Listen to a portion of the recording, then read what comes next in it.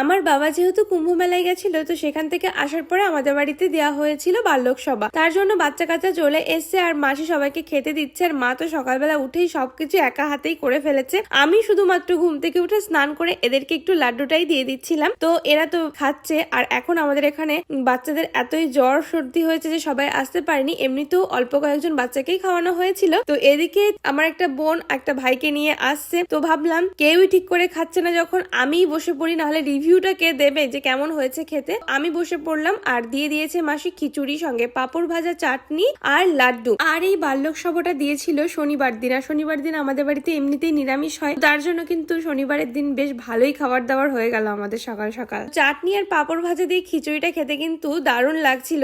দেখো আমাদের বাড়ি আজকে বাল্যক সভায় একটাও বালক আসেনি, তার কারণে রাস্তা থেকে ধরে এনেছি এই একজন বালক, জোর জবরদস্তি বসানো হবে। আরেকজন বালক আসছে, এই একটা বালক আর এই একটা বালক।